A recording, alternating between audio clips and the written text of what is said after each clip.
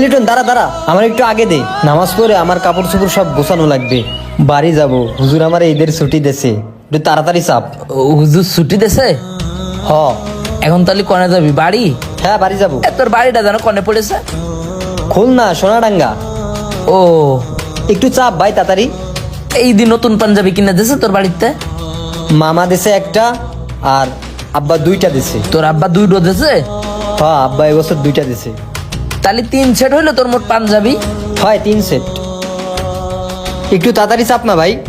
তুই কোনো নিউজ টিউজ পাইছিস যে এলাকার কোনো লোক মাদ্রাসার ছেলেবেলের পাঞ্জাবি দেবে কিনা? না, এখন আর বড় লোকরা এতিমদের দান করে না। না, আমি এই মাদ্রাসায় তো অনেক দিন ধরে আছি, এই এলাকার লোক তো তেমন একটা দান করে না। আমি ছোটবেলার থেকে এই মাদ্রাসায় বড় হয়েছি। ওই যে বড় হুজুর ছিল না আমাদের মাদ্রাসায়, যিনি মারা গেছে, হ্যাঁ উনি আমারে নিয়ে আসিল নাকি কন্তে, আমি তো জানি না। তারপর থেকে ওনার কাছেই থাকতাম। ওই নন্য ঈদি ওই হুজুরই আমারে দিত পাঞ্জাবি, যখন হুজুর বাইসে ছিল। কিন্তু হুজুরটা মরে গেল আগের কুরবানি ঈদি। আর এখন গল্প করার সময় নাই ভাই, তুই একটু চাপ, আমার যাওয়া লাগবে। আর তুই আসবিনি কবে? এ বেটা কত মাস পরে বাড়ি যাচ্ছি, ছুটি কাটায় আরো 3-4 দিন আসতে লেট হবে। একটু দ্রুত আসিস, মাদ্রাসায় তো তোরা ছাড়া আমার কেউ নেই। যারা যারা আছে 5-7 জন, ওরা তো সব ছোট ছোট। বড়র ভিতর শুধু তোরা আসিস, এখন তোরা চলে যাচ্ছিস ছুটি, তাহলে মন টেকবে না আমার? আমরা তো সবসময় থাকি, 5-6 দিনের জন্য একটু মন টিকায় নে। ও, তারপরে একটু দ্রুত চলে আসিস। হ্যাঁ ঠিক আছে, চেষ্টা করবানি, না পারলে কি করার। ঈদে একটু ঘুরতে যাব, প্ল্যান আছে। হাফেজি মাদ্রাসায় পড়িস, মুখি দাড়ি পাঞ্জাবি এই পরে মনে কর যে কোনো মেয়ের সাথে টাঙ্কি মারলে কিন্তু বদনাম হবে, বুঝতে পারিস? আরে এই সকল হাদিস আমি ছোটবেলা দিয়েই পড়ে আইছি, তোরে আমার সেকেন্ড টাইম মুজান লাগবে না, ওটা পড়ে গেছে, ঠিক করে নিস। আর তুই বাড়ি যাবি না? ওটা তো গুতো আমার ফেলাই দিলি। আর বাড়ি আমার আছে নাকি? আমি তো মাদ্রাসাতেই থাকি, বাড়ি কি করে যাব? আমি তো এই মাদ্রাসায় 6 মাস, তোর যে বাড়ি নেই এটা প্রথম শুনলাম। এ থাক, ঈদের পর আইসে কথা হবে। হ্যাঁ আয়, দ্রুত নামাজ পড়তে আয়।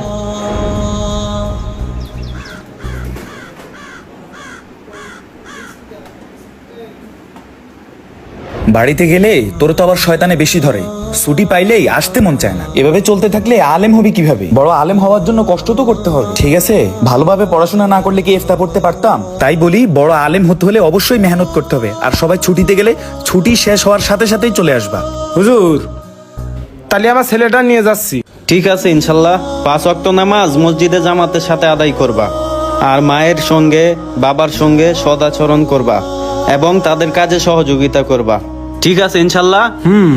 ঠিক আছে। মা বাবা যেন বদদোয়া না করে, সবসময় মা বাবা দোয়া দিবে এরকম কাজ করবা ইনশাল্লাহ। আসসালামু আলাইকুম। ওয়ালাইকুম সালাম। আল্লাহ হাফেজ। হাফিজ, তুই সেদিন আমার কাছে হাদিসের বই চাইছিলি না? আবার সিঁড়ি ফেলাইস না, পড়া শেষ করে বাড়ি থেকে আইনা আমারে দিস কেন? কিরে, সুলতান তো ব্যাগ গুছাচ্ছে, বাড়ি যাবে। হ, দেখলাম তো। তুই কি যাবি না? যাবো, কালকে যাবো। ও, নাকি আমি জাতি চাইছি দেখে তুই জাতি দেরি করতেছিস?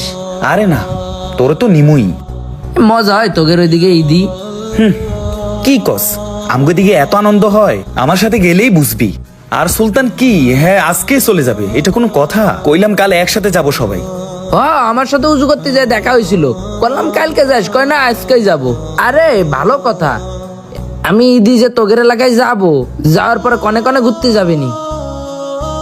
অনেক বড় একটা মাদ্রাসা আছে, ওই মাদ্রাসার একজন আলেম আছে। প্রথমে যাই তো হেল্লোকে দেখা করতে হইব। বড় আলেম হইতে গেলে দোয়ার দরকার আছে না? তোরও তো ইচ্ছা বড় একজন আলেম হবি, ঠিক না? আর আমারও তো ইচ্ছা, তাইলে ও তোর বলতে তো ভুলেই গেছি, আমাকে এখানে অনেক বড় একটা মেলা হয়, ওখানে যাবো। মেলায়? হ্যাঁ, অনেক খাওয়ান দাওয়ানের আয়োজন হয় ওখানে। আচ্ছা ঠিক আছে, তাহলে যাবো। আমি তোরে খাওয়ামো।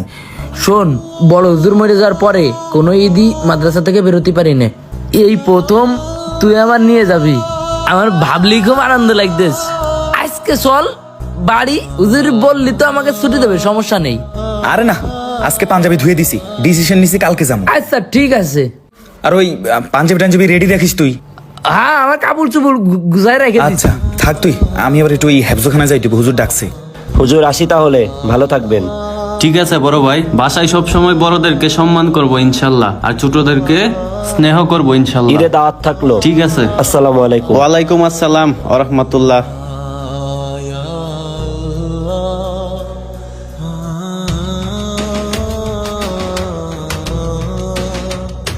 একে একে ঈদের ছুটিতে সবাই মাদ্রাসা থেকে চলে যাচ্ছে বাড়িতে, শুধুমাত্র কয়েকজন ছাড়া।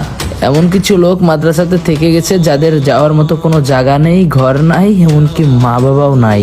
এরা এতিম, এদের চাহিদা পূরণ করার মতো কেউ নাই, এদের ঈদে নতুন পাঞ্জাবি কিনতে বায়না করার মতো কেউ নাই। হুজুর আসি, আসসালামু আলাইকুম। আরে এই, তাহলে গেলাম, হ্যাঁ ভালো থাকিস।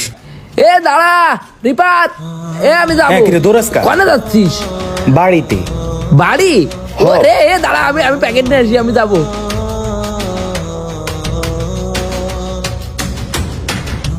হঠাৎ করে ব্যাগ নিয়ে বেরোয় চলে আসলে, আমার কবি না তুই?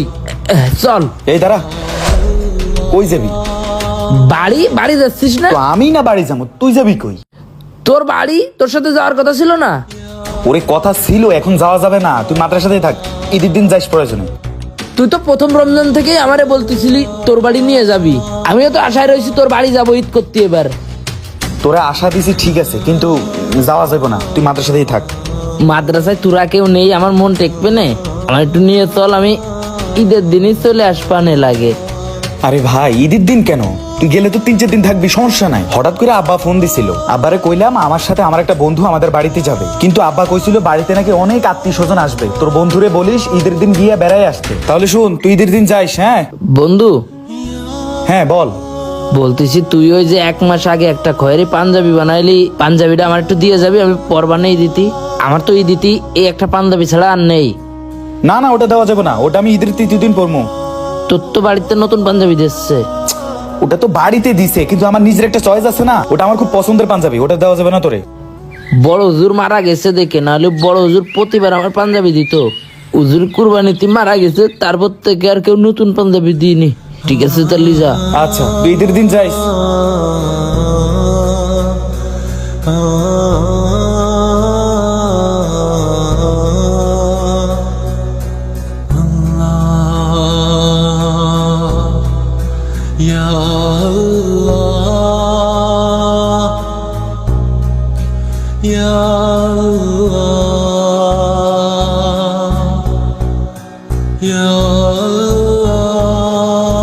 চল, তোরা চল।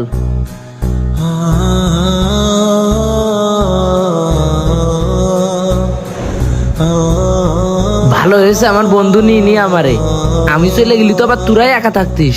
আল্লাহ যা করে ভালোর জন্য করে, আমার পরে খেয়াল হয়েছে আজকে ঈদের দিন ক তাই না? ঈদ তুই যদি মনে কর বাড়ি থাকতিস কি করতিস?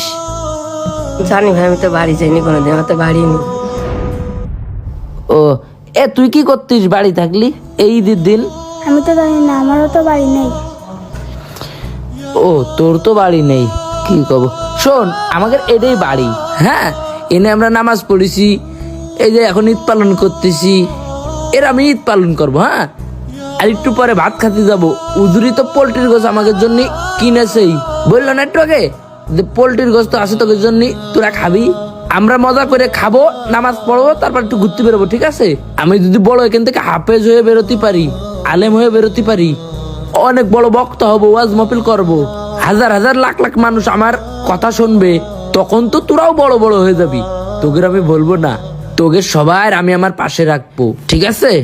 চল উজু করে আসি। ঈদ নিয়ে যাদের অনেক ব্যস্ততা, একটা পোশাকের জায়গায় যারা 10টা পোশাক করেন কেনাকাটা, তাদেরকে বলতেছি আপনার অতিরিক্ত পোশাকের টাকাটা যদি আপনার এলাকার কোনো এতিম অনাথ বাচ্চার পোশাক কেনার কাজে লাগে বা তার ঈদটাকে খুশি করতে পারে, তাহলে আপনার থেকে মহান কোনো ব্যক্তিই হতে পারে না। তাই আপনার মহল্লায়, ইউনিয়নে বা জেলায় আপনার আশেপাশে যেই এতিমখানাটি আছে খোঁজ নিন এবং একটি এতিম মানুষের ঈদটাকে সুন্দর করার দায়িত্ব নিন।